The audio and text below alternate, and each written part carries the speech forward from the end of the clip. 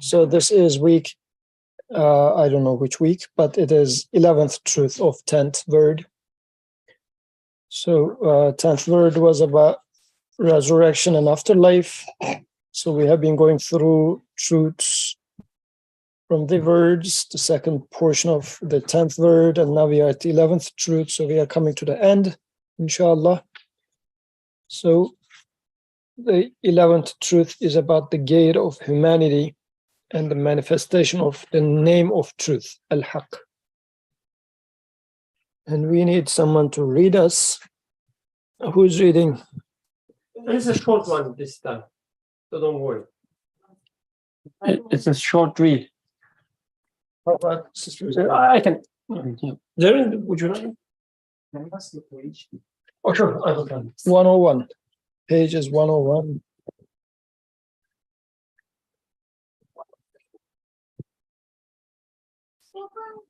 Okay. Excuse me. Assalamu alaikum, everyone. I'll be reading the 11th truth, the gate of humanity and the manifestation of the name of truth.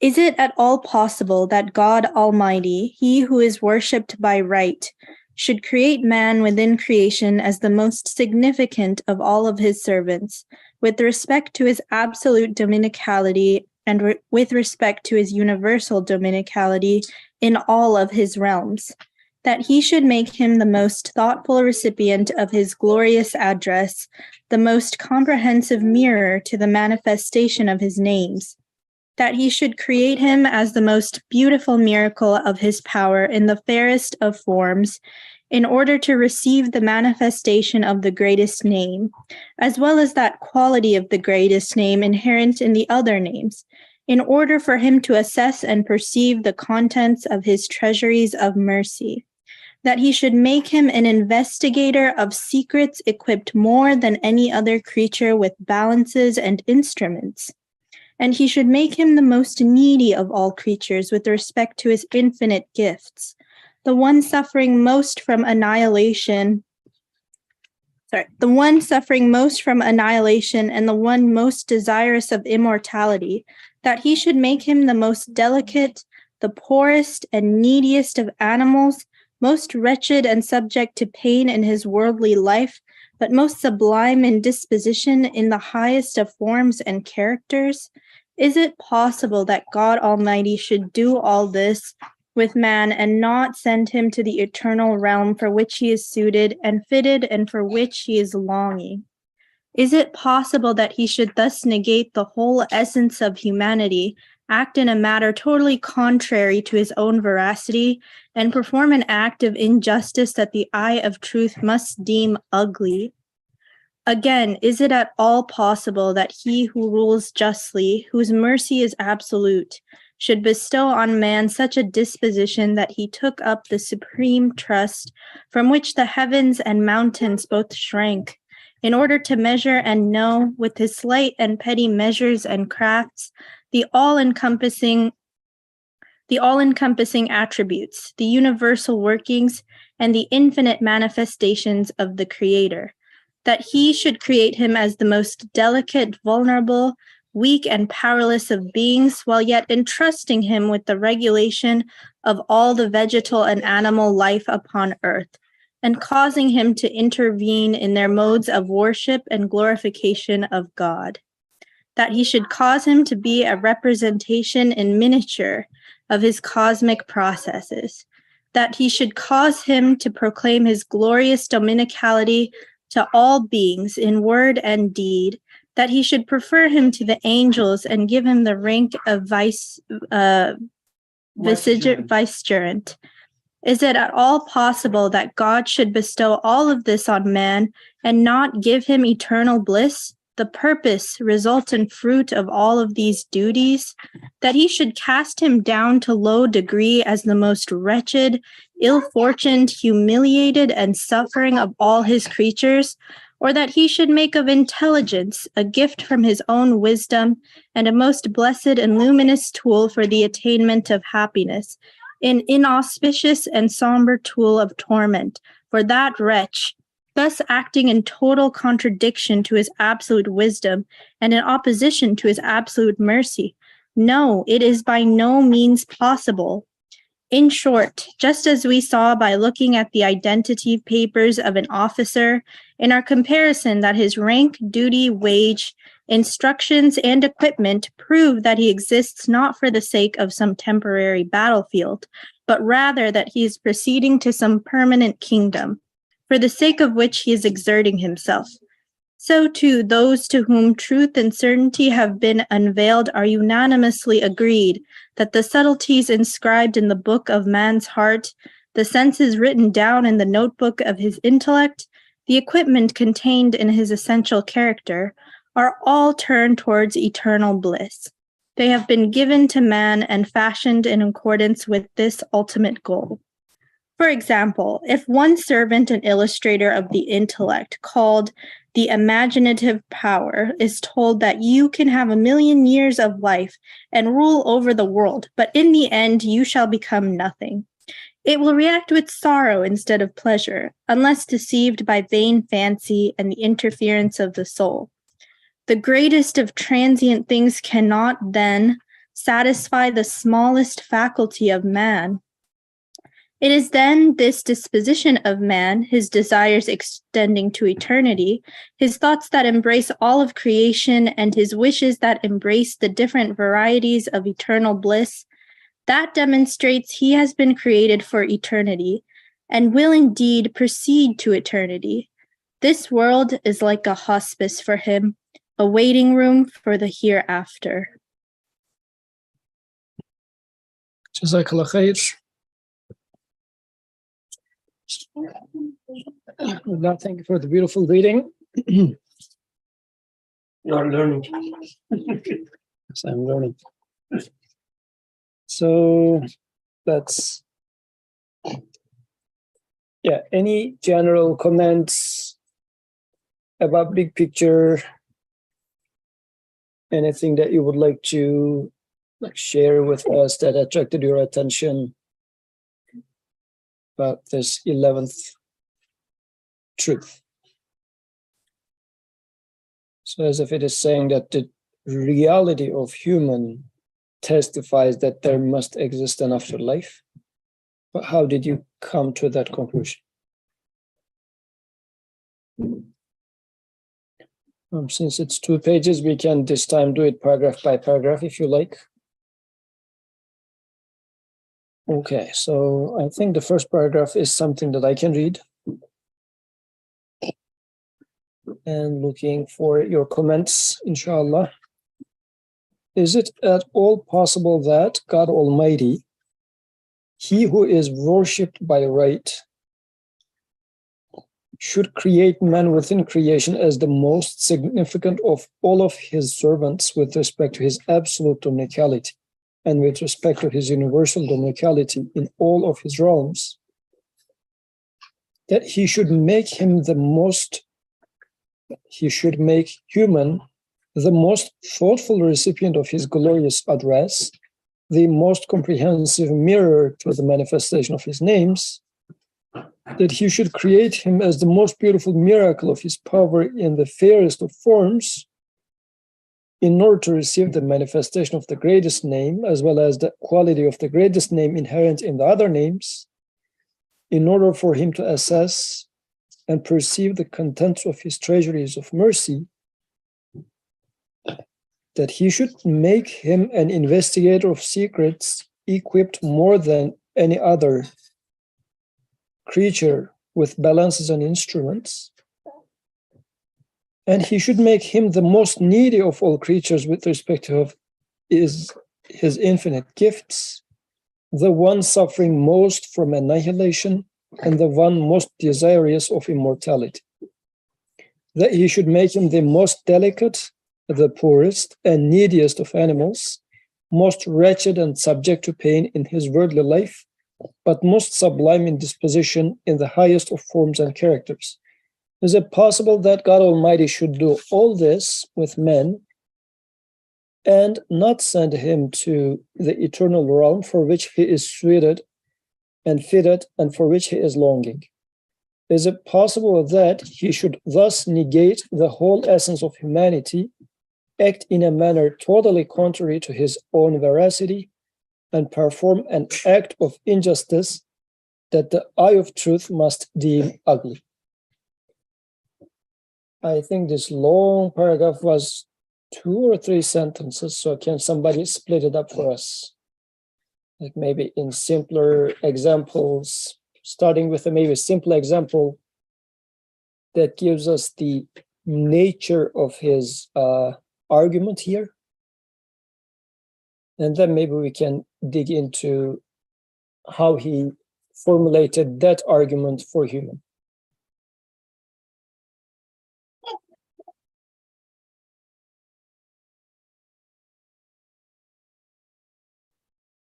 Yes, please. I can try. So I'm not sure I can divide it into chunks, but maybe I can talk about certain aspects that stayed with me. So he's talking about, as you said, about the human being, and he's talking about different things about the human being. For instance, he talks about how the human being is an addressee of all the names. That's one part, I guess. The greatest names, as well as that as well as that quality of the greatest name inherent in the other names. What does that mean? Is that clear for everyone? So yeah, actually, let me read it from the beginning. He should create him as the most beautiful miracle of his power in the fairest of forms, in order to receive the manifestation of the greatest name. So he does not explain what this greatest name is. He does not usually. As well as that quality of greatest name inherent in the other names, in order for him to assess and perceive the contents of his treasuries of mercy. So before going to what it means, greatest name or the quality inherent in other names. So I guess one thing is that the human being is created so that, in a simple terms, he will learn about the names. And by doing so, he will benefit from the treasuries, his treasuries of mercy. So there's one thing he talks about, the relationship between human being and the names of the Creator. Another thing that he talks about is that the human being is equipped with numerous instruments, and then he opens up this as we have a lot of needs and our poverty. That's how he describes these instruments. He says the human beings is suffering most from the annihilation and needs most immortality. And so, yeah, like he's talking about, his argument goes as, when you look at the human being, you will see a lot of value in the human being, but all these values are coming from its weakness and desires and needs and so on. So that part can be studied.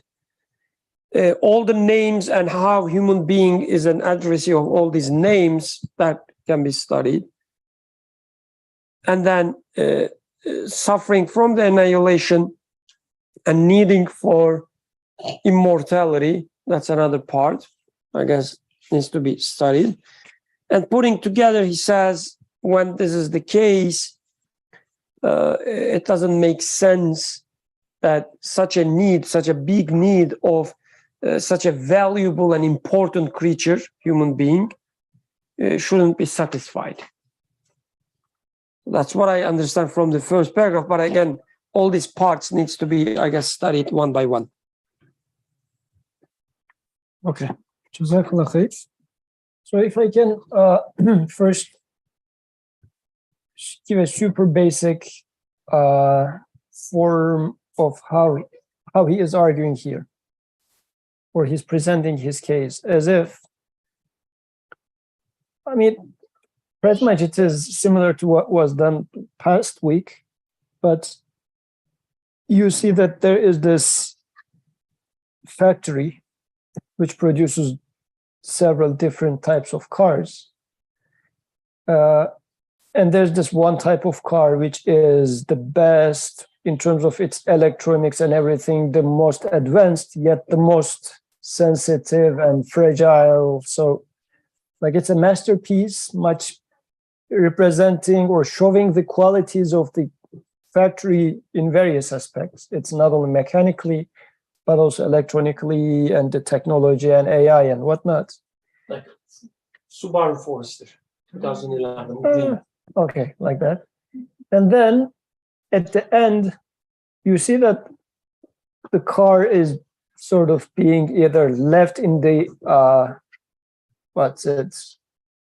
either immediately being put to junkyard or not being sold in a nice showroom, which it would require. Like this much of an effort would require that they will sell this car in the best of the showrooms, and there must be very nice roads in which that car is going to be driven and whatnot.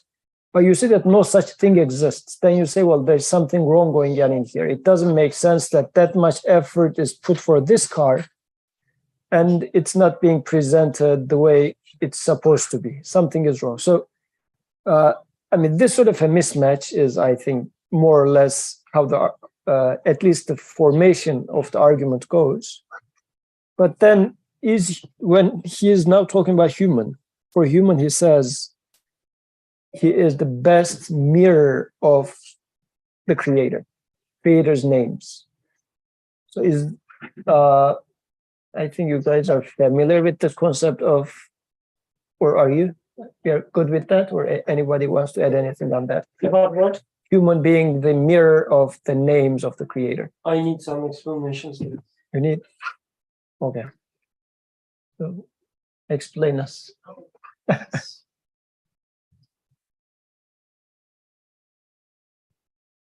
I don't know. So when I look at a rock, for instance, I see some names manifested. And what I mean with that, I see that there's something like it exists, right? I say there must be a creator. So one name manifested there. I see that it is solid, it's, and it is sustained. Like it is there and it's still there and it's still there. It's not disappears. It's like rock solid. So rock solid, right? And then I say, oh, there's another name, sustainer. Or, keeping it in the shape. The keeper in the shape. This name manifested and so on and so forth.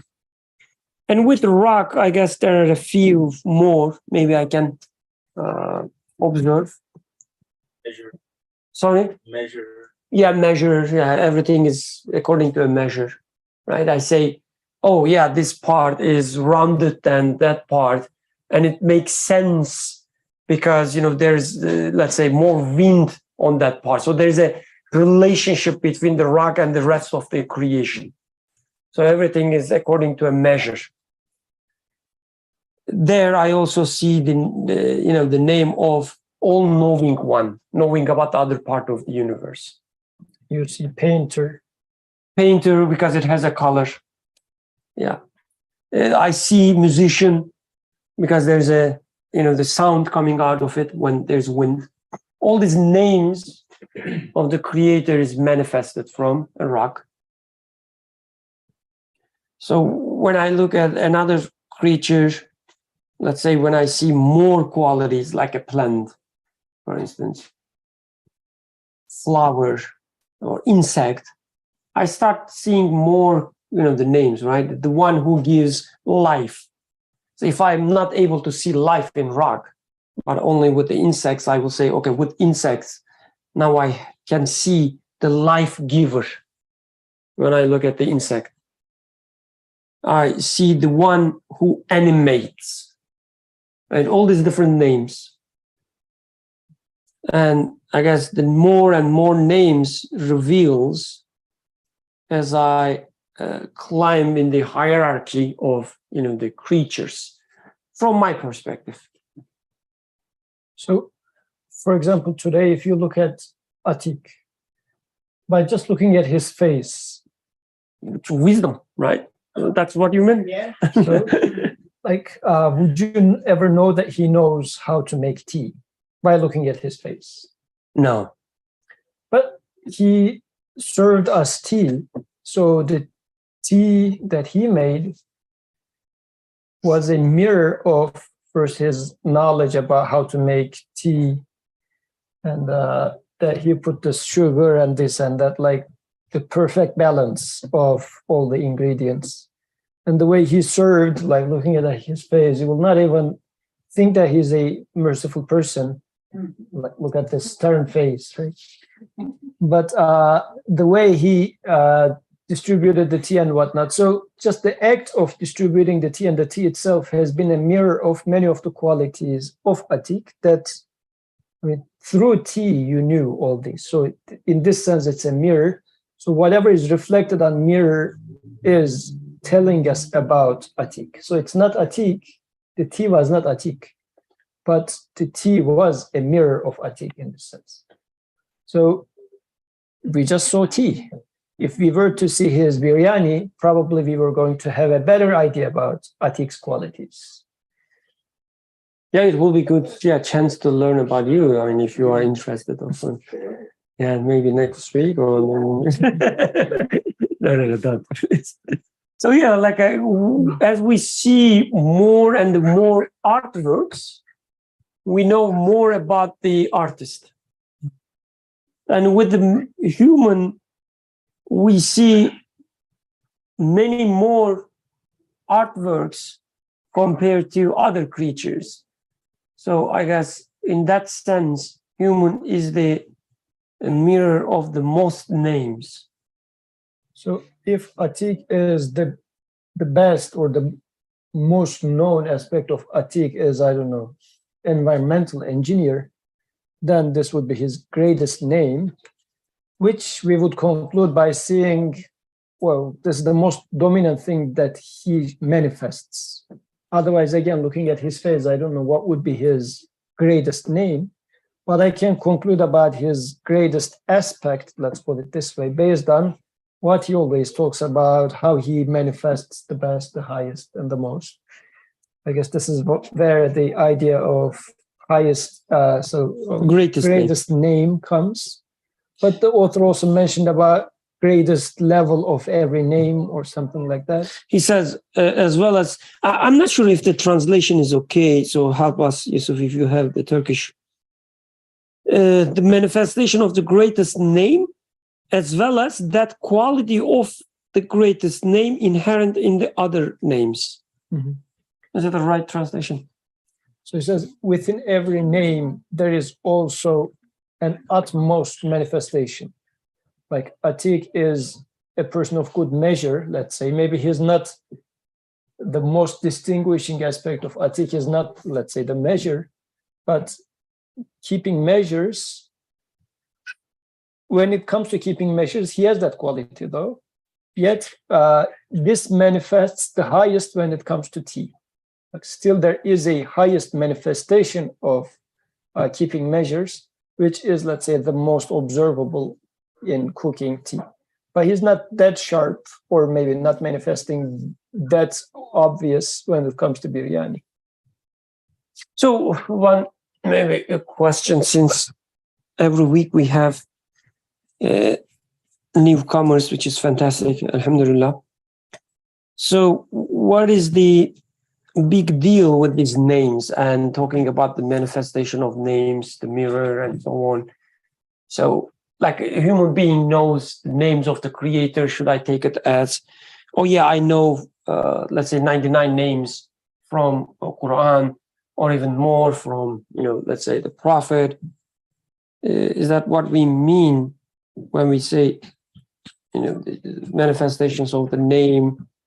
And why, talking about the names is a big deal at all? Any suggestions? Yes, I mean, there's a newcomer, but there are a lot of old comers, so I guess they can help us answering what is names, why is Quran keeping mentioning names of the Creator, concludes verses with names, Wallahu huwal ghafurur rahim, so talks and talks and talks, and then at the end summarizes with divine names. So what is this divine name? And the talks are about the creation. That's also important. Like in most of the ayahs that we see the name of the creation, the creator, they are about the creation. Things like, look at the stars as they, folded or whatever. And then ending with some divine names. So that part, even the style, gives us a clue of the approach Quran is following. But any idea, comments about the names? What suggests is through the names that we acquire knowledge. Through the names we know our creator, you mean? Yeah. I'm just repeating for the microphone. Oh, yeah. Acquire knowledge. Acquire knowledge, okay. Through knowledge, we learn of our purpose and of the Creator. And what do you mean with the knowledge? Do you mind just helping him? I know you like him, serve you, but yeah, I mean, right, I'll just repeat it. Through the names we acquire knowledge, and through the knowledge we learn about our purpose. About what do you mean with the knowledge? That part I'm not sure. Like, can you give an example? Knowledge, like how to build a car, or? I mean, it depends on what it is we're witnessing, right? And what name is being manifested. Yeah. Example would be really helpful. I mean, sure. The easy example we always do is you look at a flower and you see beauty, and there's a name of the beauty, or, someone created that, or, that sort of thing. And the knowledge in this example would be? Knowing that someone made beauty and is the possessor of beauty. Okay, I Something see. like that. Yeah, no, I see. And why such an approach is important? Like, can't you just say, the Creator is all beautiful one, because, you already know it from Quran. Quran says He's the all beautiful one. I don't think you really do know it. By just repeating Quran? Yeah. I don't know if that's true knowledge. Maybe that's just I don't know, an algorithm. Algorithm. It's an algorithm. Yeah. It's not real knowledge.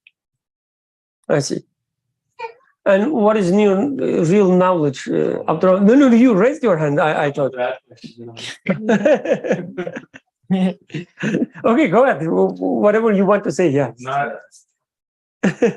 No, I just saw you raise your hand and going to ask real knowledge and asking real things. Just be careful with your body language, facial expression. I'm watching. I was just going back to the question why we care about names. Yeah. It seems easier, maybe.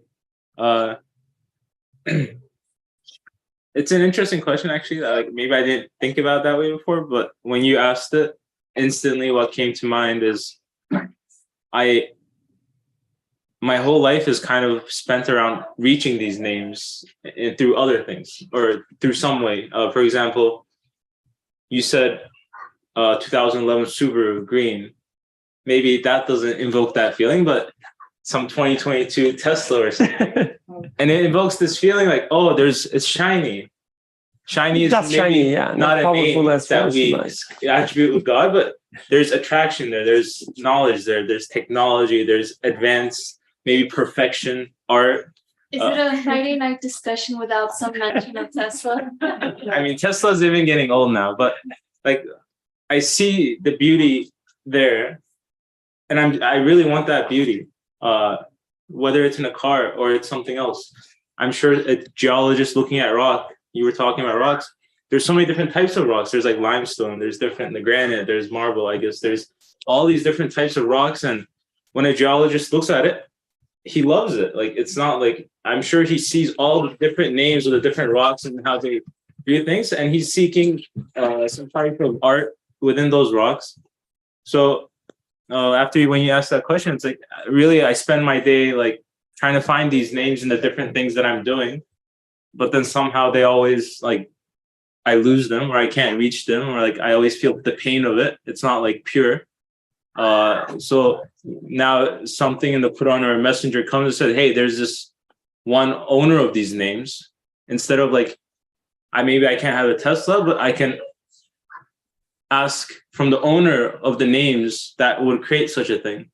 And then I could, instead of like being like, oh, my life sucks because I don't have something, I could be like, no, whatever I see there, I can directly go and ask from my creator, maybe.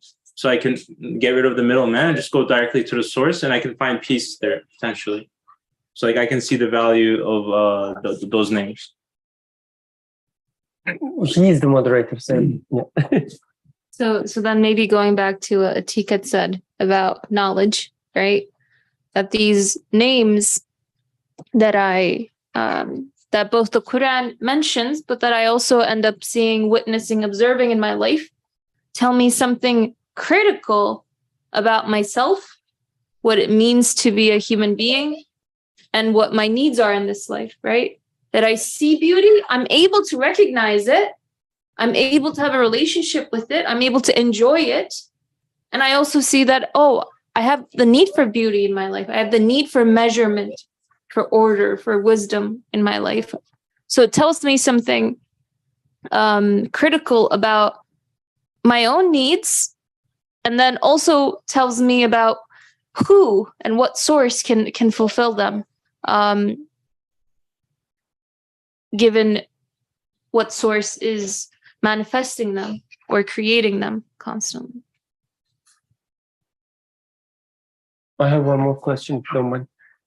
So with Abdurrahman's example about the geologist, you said, looking at the rocks, seeing all these names. So to me, it sounds more like, we look at the rocks, or geologists look at the rock, and not like, we don't see the names at first, but we see some qualities manifested there. So we say it is beautiful, for instance, or it's shiny, it is solid, it is soft, it is hard, whatever.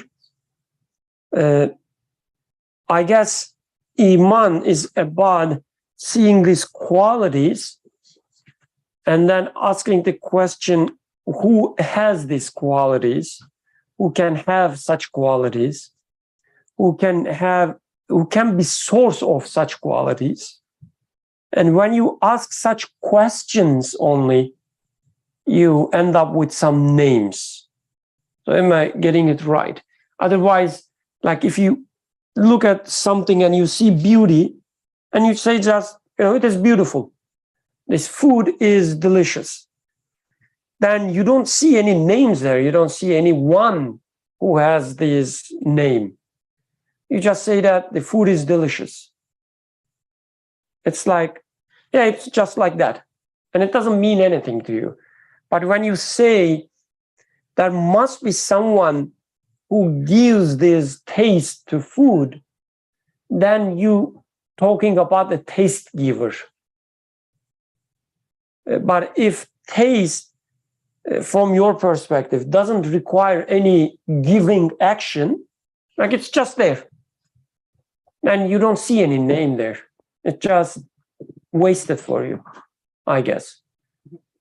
And Iman is about seeing these names and concluding that seeing these qualities and concluding that there must be one who creates these qualities. What do you think, dear moderator? And like, why this is important without going through this process, and what I mean with the process, giving a practical example, as you said. The cars. No, with artwork. We are an artist family. I'm sorry, not like your manufacturing and mechanic. So Ibrahim comes, and the first time we met him, at least myself, I met him. He says, "Oh, Assalamu alaikum, I'm a great artist." I say, "Alhamdulillah, wow, I mean, knowing a great artist is a good thing," I say. And then we stopped talking about that. The next day we meet someone else. We meet Atik, both of us, and I just introduced Ibrahim as Ibrahim. Oh, he's Ibrahim. And Ibrahim tells me, "Why don't you mention that I'm a great artist?" So he expects me to believe that he's a great artist just because he said so, right? And then I say, "But I haven't seen any artwork of you. I'm sorry, but I don't know. Like, you might be calling yourself artist, but you might be, a terrible one. Or maybe you are not even an artist, just, trying to gain some credit. So I cannot, introduce you as a great artist to someone else. I cannot take this responsibility." Right? And I say, "Show me some of your works." And then he shows, some of his works, and I say, "Oh, mashallah, like you are a possessor of a great treasury." Right now, I learn a name about him, a possessor of a great treasuries. But I say, "But I haven't seen you, drawing them. I'm sorry, I cannot know you as a, great, maybe you're an art collector. I can introduce you as an art collector to others," I say. He says, "Okay, let me show you." Right? And he opens an open canvas, empty canvas, and start drawing. And I say, "Alhamdulillah, such a great, painter or drawer, whatever." So as I witness his works, his techniques, his, the actions and so on and so forth, his artwork, now I start knowing him through names. And now I have a belief in his being an artist, a great artist. So I guess it's the same way we have a belief in the Creator. We have a belief in the all-knowing, all-wise Creator only when we see his artwork and we see the greatness, the wisdom, and knowledge in it, and then we call him as the all-wise one. So talking about all these names and manifestations and so on, I guess that's that's why it is so important. That's the only way you can have a proper belief in Creator, looking at the artwork, which is the creation. And I think we always read names, because names are for identifying things. But the emphasis here is whose names we are reading. Because even when I say rock is a name, it's that object, right? With names we identify, with names we learn, as Atik was alluding to. But like calling rock as rock, what sort of a knowledge is that? How useful is that naming convention? Identifying rock as a rock and leaving it there, is that a useful naming? If I see the rock as manifestations of names of the Creator, the unseen, then it becomes knowledge, because it's not going to get stuck with space and time. This is why belief in the unseen, as now we are talking about it, reading the names of the Creator will require an eternal life, afterlife. If I get stuck with reading the names of things themselves, then there's no afterlife and no need for afterlife, because there's no meaning then. Like, they are all scattered names here and there in the existence in the universe, and it doesn't add up, which will lead me to say that this life is meaningless and we die and we are done. But if I start seeing that they don't mean by themselves, those names. It's meaningless when I talk about them for themselves. But as I start seeing the divine names in their meaning, they refer to someone. So rock and like any sort of sustenance I observe in the creation, I just collect them, see it here and there, put them together. Oh, actually, all of them meant merciful. All of them meant together measurer or provider, sustainer. Then they become meaningful. So whose names they are matters here. Because in one sense, it doesn't mean anything and it just paints a super dark existence. But as they become the names of the creator, then it's a total different story. So whose names they are. Because Quran mentions names in two forms. It talks about the names of the creator, and also Quran refers to names of deities and says to people when the prophets talk about deities like the idols and whatnot, say these are just names that you put, Quran says, upon which the creator didn't put any, didn't give you any knowledge about. And this is what we do. Like we call things, and historically taking it, let's say it was Lat, Uzza, Manat, whatever, those names that they were highly elevating or like highly regarding, they were their deities. They name them some names. But Quran says these are just names that you and your forefathers calling, and it has no truth behind it.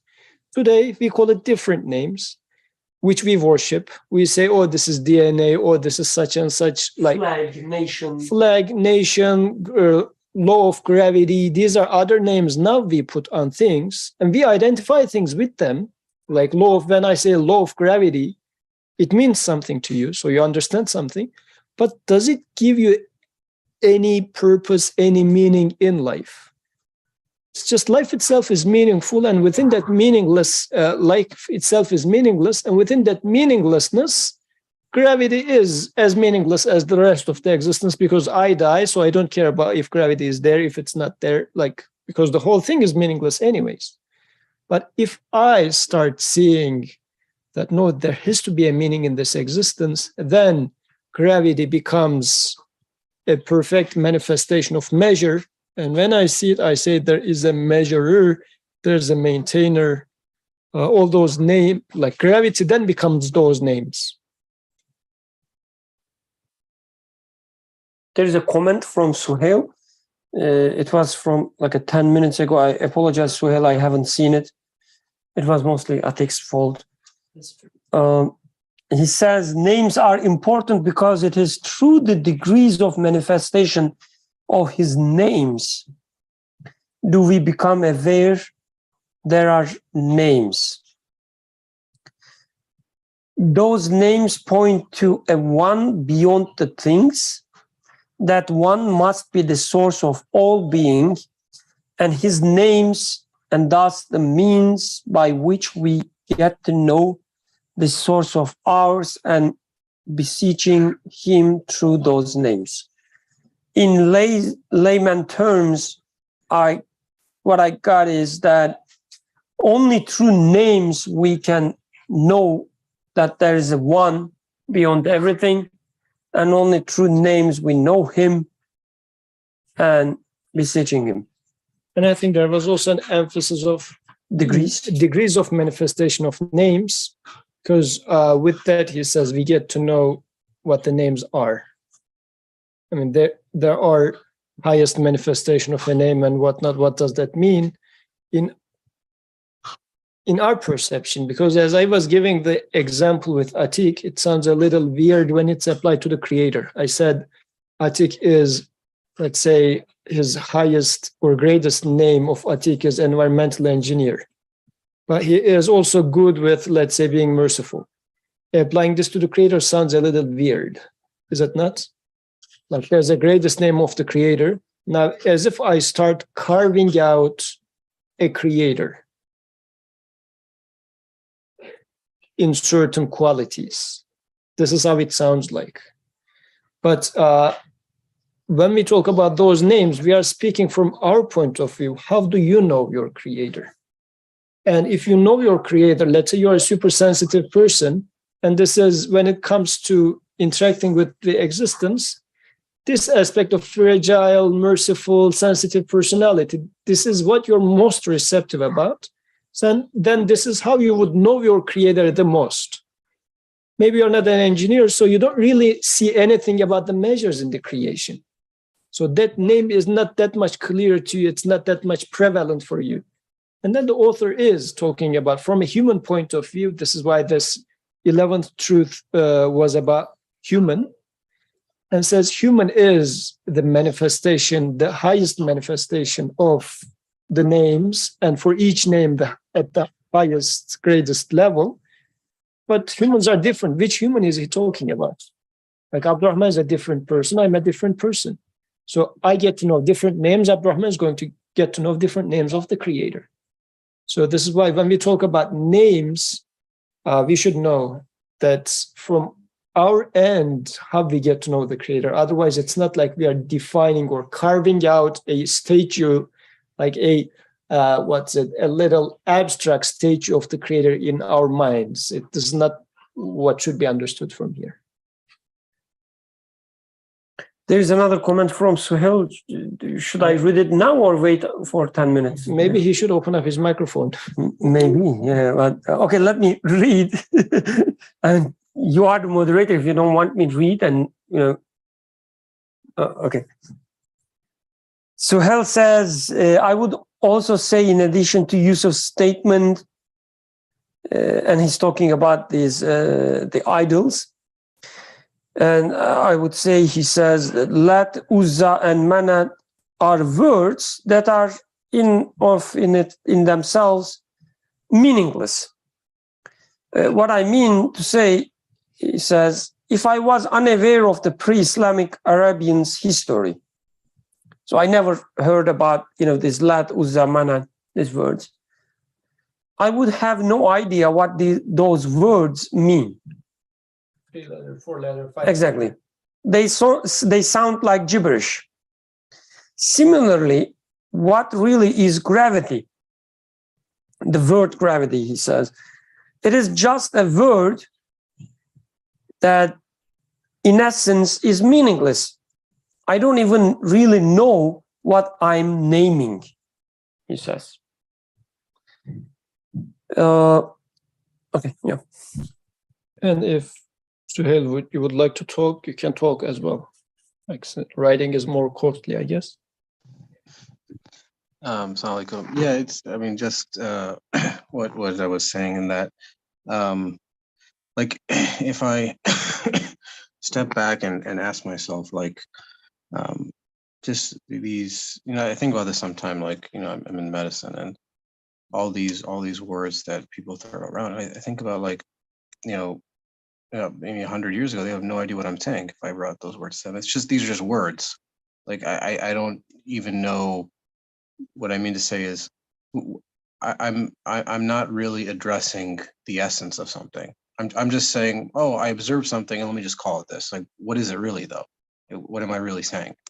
Just like, Lat, Uzza, Manat, just, they're just words.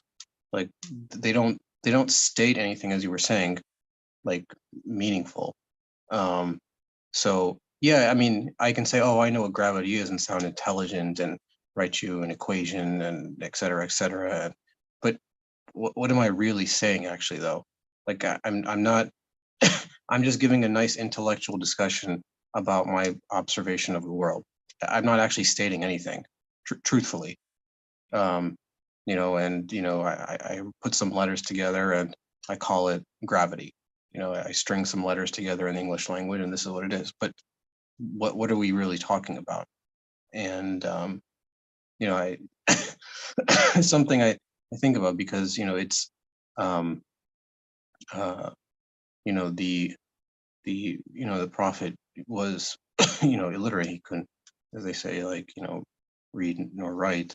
So what I mean, he wasn't necessarily naming things or coming up with words, et cetera, but realizing that there are certain qualities that every human being inherently can witness or see and say, oh, what does that quality point to? Who does that quality point to? This degree of manifestation. So it's just, I don't know if others agree, but it just doesn't like when I say these words, it doesn't necessarily feel feel real. Just like, that was them, and I like just, oh, okay, I see something and I just put a word to it.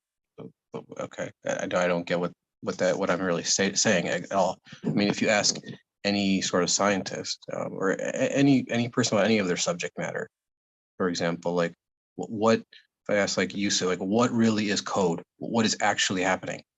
I don't know if he could tell you, or if you were to ask me like what is actually a chemical reaction in the body? I have no idea. What is actually, but I can put a name to it, but I don't have any real idea what I'm talking about. So it just sounds like I do. To go back to Atik's like earlier statement about knowledge, the only thing that, and Yusuf was saying, the only thing that truly one can know is to whom do these things that I do witness belong to, and do I know who they belong to and who he therefore must be. That's really the only thing I can truly know, in essence.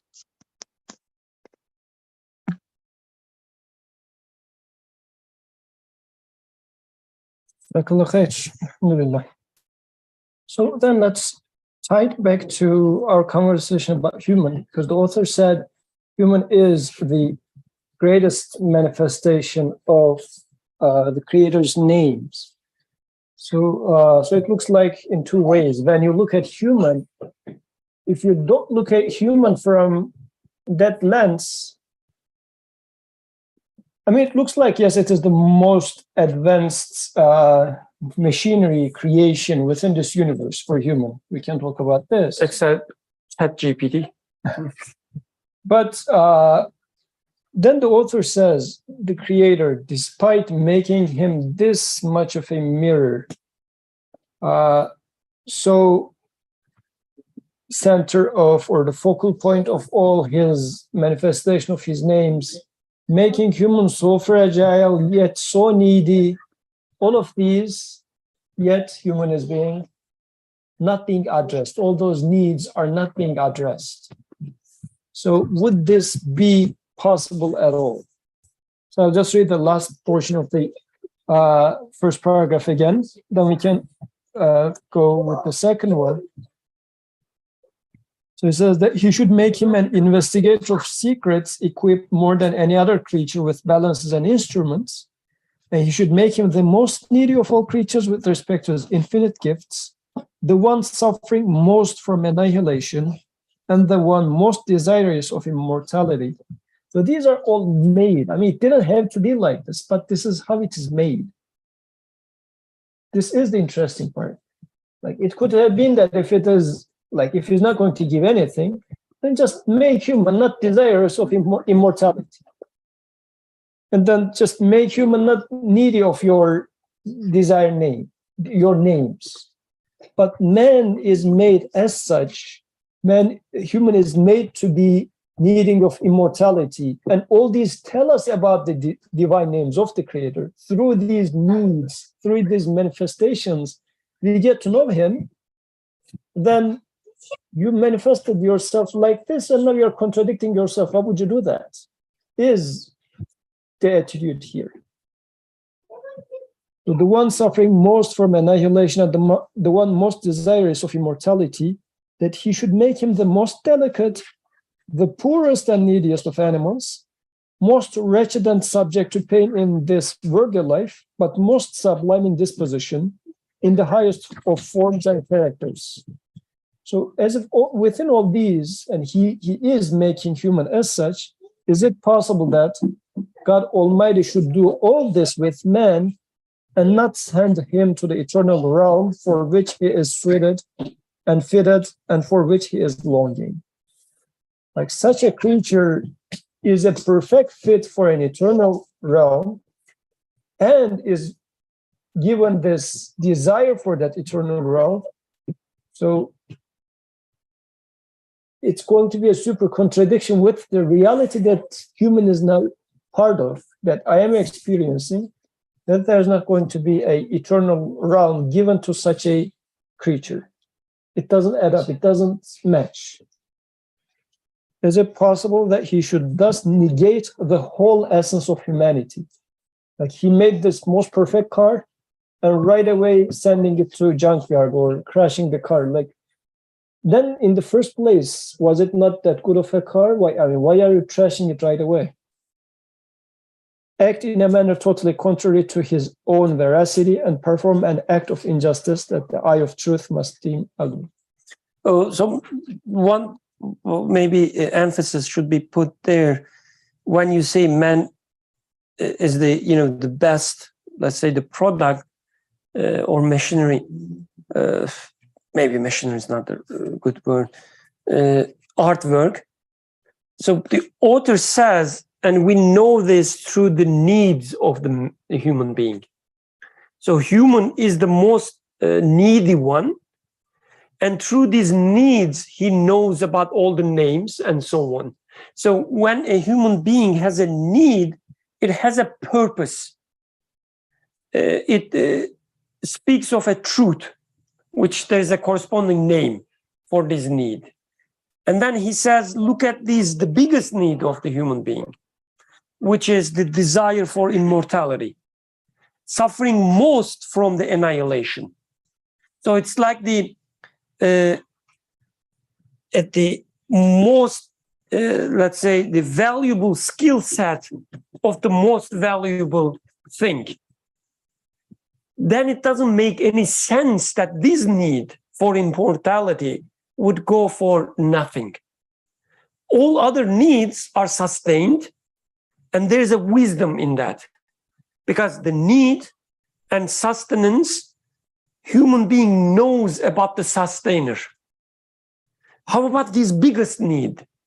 Is it placed there for nothing? So I guess that's also another aspect of the argument. Like when you are hungry and you are sustained with food, not in the specific instance, it doesn't need to be like every time you are hungry, there's a food. And conceptually, there's hunger, there's food. There's thirst, there is water. There is, need for, let's say, power. There's strength. Okay. So, so every need has a sustenance, because through this relationship, you know about the sustainer. Oh, he's the one who gives food. Who is the one who gives the water and so on and so forth. How about my need for not being annihilated, for immortality? So what is the sustenance? And now I'm going to take you back to the very initial title. So he said, Gate of Humanity and the Manifestation of the Name of Truth, Al-Haq. So what is the relationship between humanity and the name Al-Haq? Oh, can I read comment from Suhail again? It is interesting and miraculous. The whole universe is constructed for man to realize his desire and longing for eternity. As Nursi states, because of this eternal need, then either the world is absolutely meaningful, paradise, or absolutely meaningless, hell. I guess that's a good point. Like when we look at the universe, when we look at our lives, like universe means whatever you experience, right? We're not talking about some cosmological entities.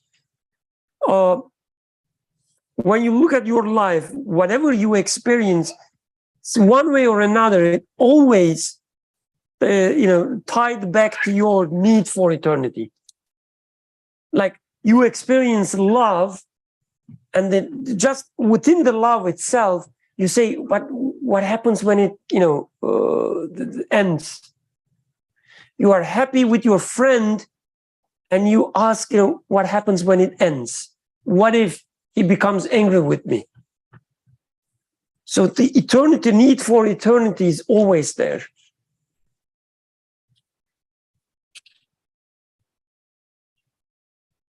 Yes. Names, the truth, the divine name, the truth, and humanity. What is the relationship between that? Names, say it again. So he said the gate of humanity and the name Al-Haq, the truth. Oh, at the very beginning. Yeah.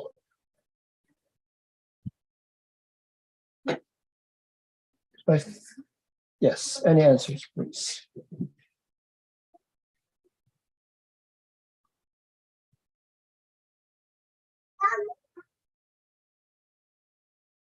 No. So the first revelation as Quran introduces was, start from the first verse, Bi Ismi Allah ar-Rahman ar-Rahim. Again, it was the names that was introduced. Right after it was Iqra bi Ismi Rabbik alladhi khalaq.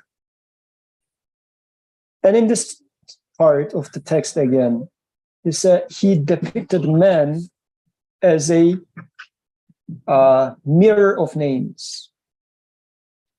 The first revelation says, read in the name of your creator. Here he says, man is mirror of names. So as if you are a mirror of names, and your duty is to read in the name of the source of those names. You are made up of names in a sense. Let me just simplify the sentence. You are made up of names, and your duty is to read those names.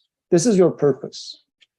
And now, if I say there is, given what I am made up of names. Everything is made up of names. I'm just simplifying throwing away the word manifestation to make it simpler.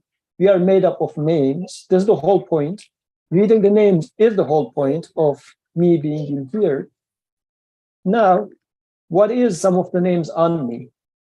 That those I am made this delicate, in need of eternity. These are, again, names that are being manifest on me, because what it means, being in need of eternity, means there must exist provider of eternity. This is the other side that will sustain that need. So another name. Then eternity not existing means the whole thing collapses.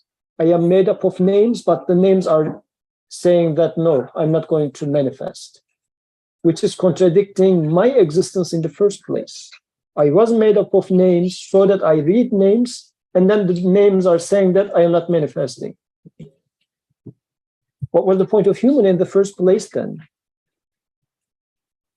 I was made to read names, and now I start reading names and I say that, well, it's not adding up. You tricked me. My humanity becomes this wretchedness. It's not being the best manifestations of names anymore. If those very crucial needs are not satisfied, it simply becomes a source of manifestation of lacking of the creator, lacking of the source. Like he made this best car, like let's say Tesla was saying that, oh, we are going to come up with Model X, and then the Model X is a total failure. That's a total failure from the beginning. Right? So this is what it is. Human is made up of names to read names, and now you look at the human, and human says, all I see on myself is a failure. So much of a wretched being I am, totally contradicting my reality. I was as if made to demonstrate and observe beautiful names of the Creator. And if those crucial needs, which are part of manifestation, which is the desire for eternity, being so fragile and everything that he counted, if those are not going to be addressed, then human becomes the best example of how disqualified the source is, which is totally contradicting the nature of human or the purpose of humans being in the first place. So this is why Al-Haq here he is saying that as if the truth of this reality is, what is the truth of this reality? Divine names. And oh human, you are, in a sense, made up of divine names. So the name Al-Haq, or the truth, requires that an eternal life exists. Otherwise, human is going to be a total lie. Human, in this sense, I'm using human interchangeably with made up of divine names. All divine names becomes a lie. So the truth disappears. It's just meaninglessness comes into the picture. Maybe one example, as much as we are a family of artists, we are also a family of philosophers. So yeah, just like a true Renaissance family. So imagine like you have this mind that you can think, that you can conclude about things, you can learn about things, and so on. So you have this, the faculty that wherever there's a secret knowledge, it attracts you, and you try to understand it, which is not any far from reality. But then you start contemplating about the reality, you think about it, you think about the universe, you try to, understand the things in the universe, and you say that, my conclusion is that we cannot know anything. Like there's no meaning in the universe. That's your conclusion. So it contradicts with, what you have, what you are made of. So your parents sent you to America so that you become like a professor, and you become a drug addict, saying that there is no professor. Exactly. Knowledge is useless. So when you claim that this is your conclusion, it contradicts. It contradicts with the existence of this faculty that you have. The same way, like when you, going back to what you said, Yusuf, like you see that you have this, this attraction to all these qualities, all these names as they manifest. The wisdom, for instance, like the wise one. You have in you, as Quran says, because, he breathed in us the spirit, right? We have in us this, the faculty of knowing the all-wise one. But whatever degree we experience it, it's not enough. Like it doesn't satisfy what we have in us. So whatever we have, it says, there must be more, there must be more, there must be more. Like this creation itself is not enough, it says. And then we conclude that, that's all we have. This creation is all we have. And again, it contradicts with what we have, like what we start with, because it's not satisfied. You cannot feel your heart. I'm, using the words from Quran on purpose. You cannot fill your heart with the love of these worldly things, right? Because they won't be enough. Meaning your heart will tell you there must be more. So if you say there is no more, then you are contradicting to yourself. Forget about any argument, any, logical conclusions and so on and so forth. You're just contradicting to yourself, because you will tell yourself, like you will talk to yourself. It's a dangerous, thing to do. But anyway, when you talk to yourself, you will tell yourself that that doesn't make sense.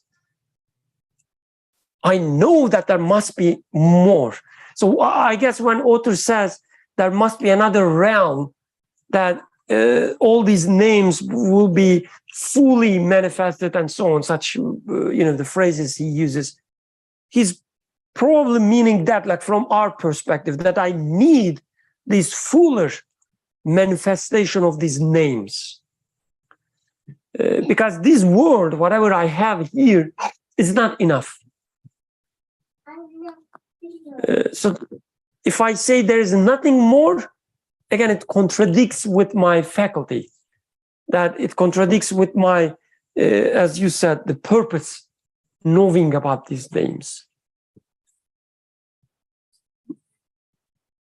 Jazakallah khair. I mean, just as a disclaimer, we abused some of the notations and words to simplify the conversation, such as saying human is made up of divine names, or I don't know. It was a sin. Yeah, I didn't These want to were, warn you about it. We don't mean what those words literally mean, but just to simplify the conversation, these words were used just in case let's see, somebody's going to leave a comment under the video on YouTube. Erase that comment. Remove that unlike. Okay. Humans are made of atoms. What do you mean? You know, they're made of divine name. Okay. So, so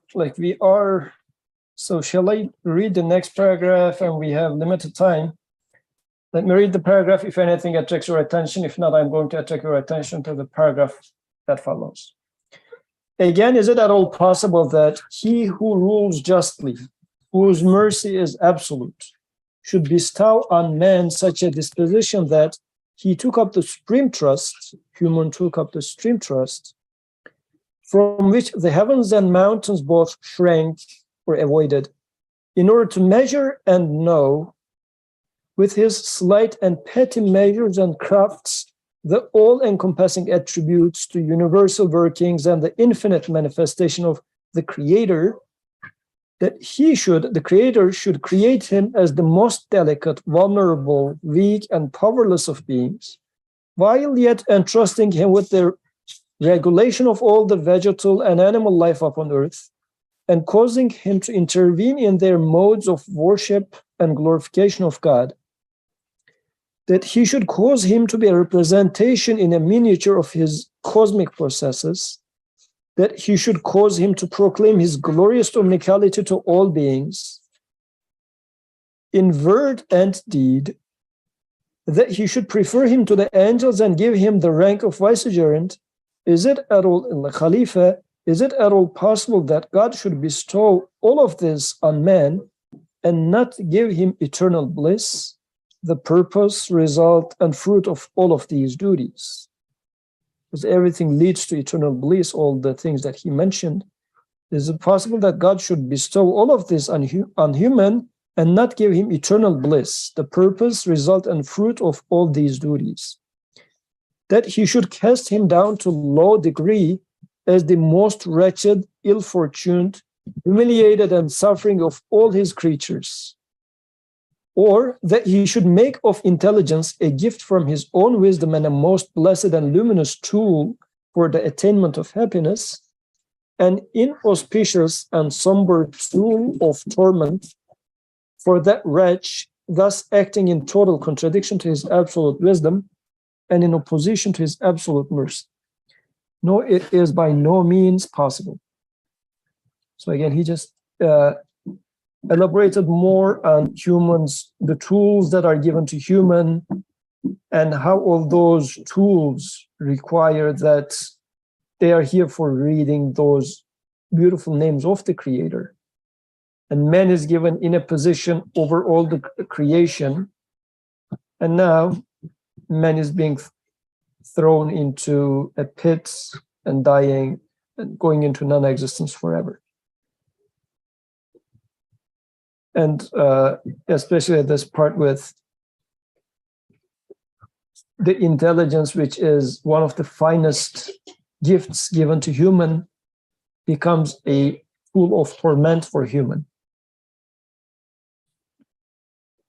So in short, just as we saw by looking at the identity papers of an officer in our comparison, that his rank, duty, wage, instructions, and equipment prove that he exists not for the sake of some temporary battlefield, but rather that he is proceeding to some permanent kingdom, for the sake of which he is exerting himself. This was in the first part, in the story part.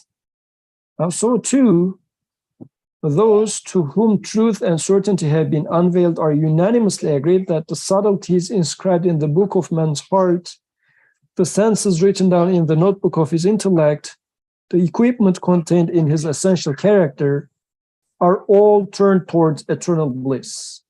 They have been given to man and fashioned in accordance with his ultimate goal. Like looking at the equipment given to human, if they are going to be just thrown away immediately, they are not being properly utilized in this life anyways. It doesn't make any sense. So the last example, since it's a beautiful example, I will read it and maybe we can discuss and conclude with that example. For example, if one servant and illustrator of intellect called the imaginative power, like human imagination, the quality of imagination. What is the original word? Kuvve-i hayaliye. Okay. So just the fact that you can imagine things, like you can imagine yourself to be in the movie Avatar right now. I mean, you are given that quality, how surreal it is. If your imagination is told that you can have 1,000,000 years of life and rule over the world, but in the end you shall become nothing. I guess we can ask this to our president candidates, right? Adam.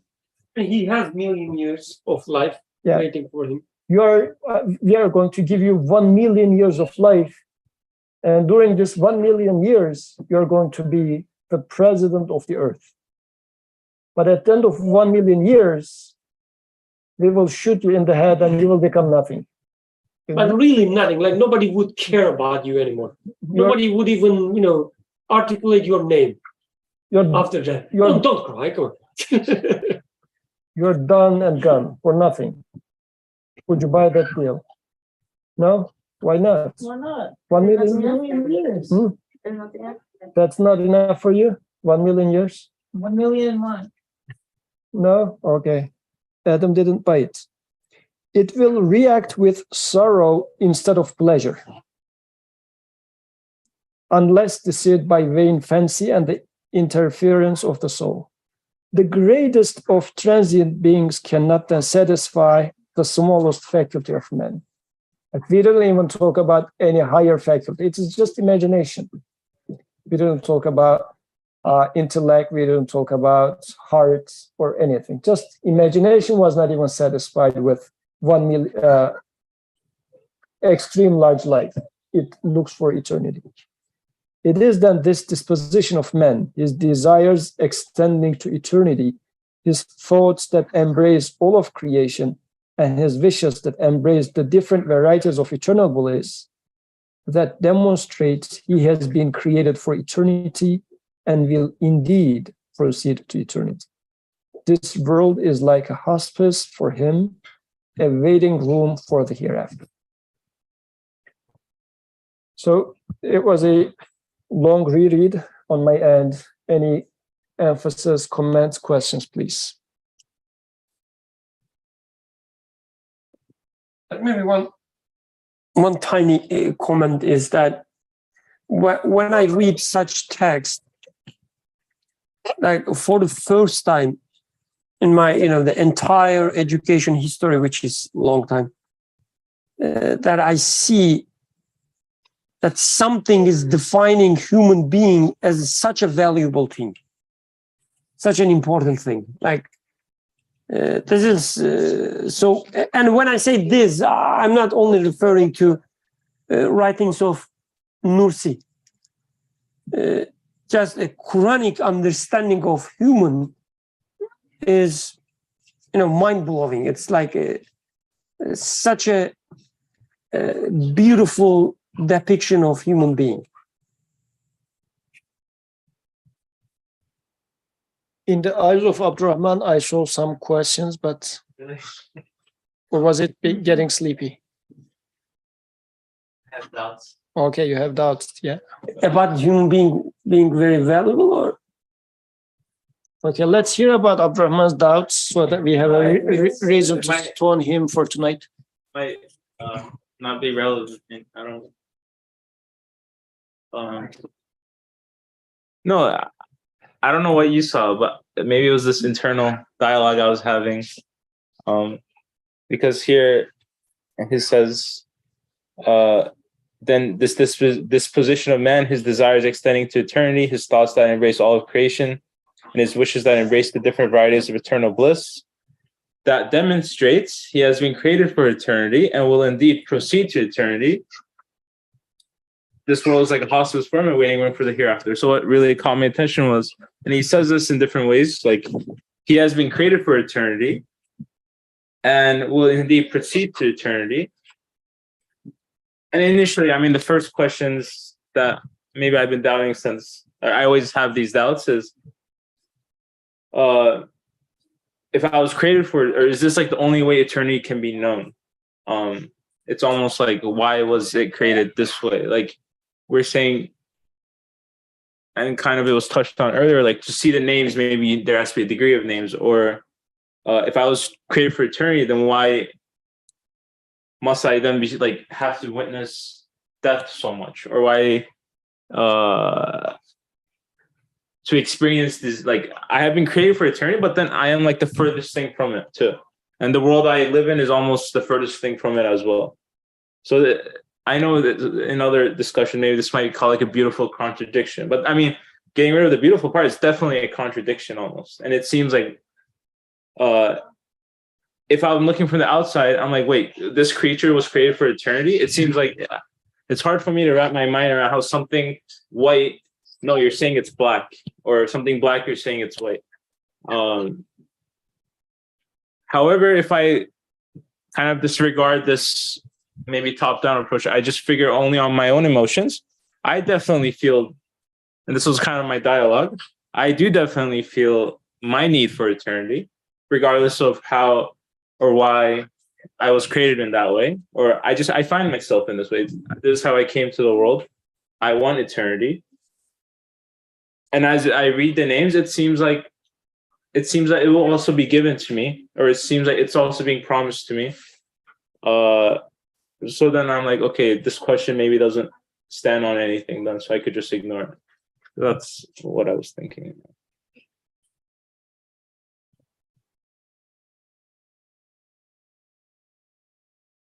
So I think if Brother Birkan were to invite us here for dinner, and he says, come hungry, and we come here hungry, very hungry, and very, very hungry. And then I don't like the food today, so I guess it's so he already invited us for food, and he invited us to be hungry, and we came in, and then still as if we are waiting and the food is not coming. But during that time, he is making us like different goodness, let's say.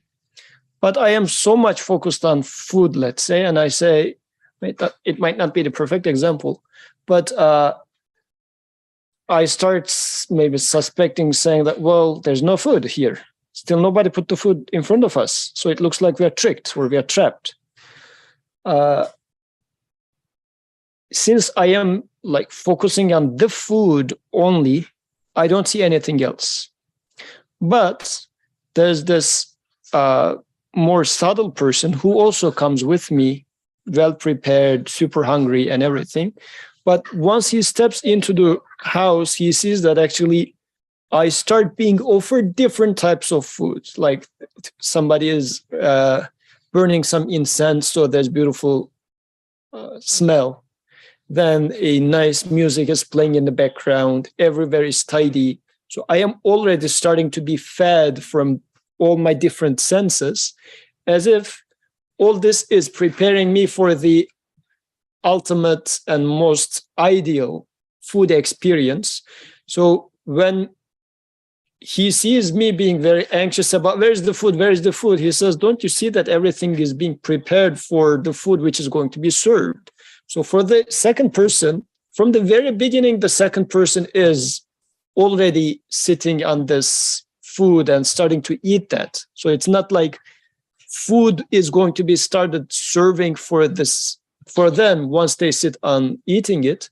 But from the entrance, he is already started to enjoy the banquet.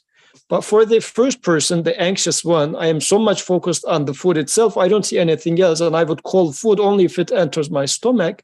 So for that, there's a huge contradiction saying that you invited us for food. I am already starving and you're not even serving it to make me starve even more. So what I'm trying to say is contradiction is in there from one angle, but from the other angle, there's no contradiction. Once you turn the switch, contradiction disappears. So once Iman comes into the picture, no contradiction is left.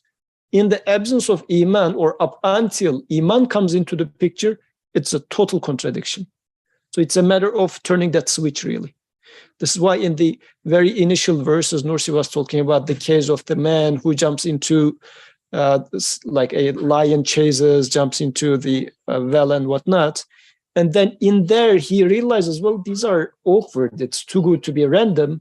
Then the man hanging in this tree in the middle of the well starts saying, tell me who you are, introduce yourself to me. Then he says, the dragon converted into a gate to the paradise. The lion became a horse. So all those contradictions immediately converts to truth. So it's more, the contradiction is in there because of my gaze. Otherwise, it immediately disappears. And after you start realizing that there's no cutoff, like afterlife does not start after death. You were always in there. So it's a matter of that perspective of Iman totally removes that contradiction. Shall we conclude here? Any comments, questions, please? سبحانك لا علم لنا إلا ما علمتنا إنك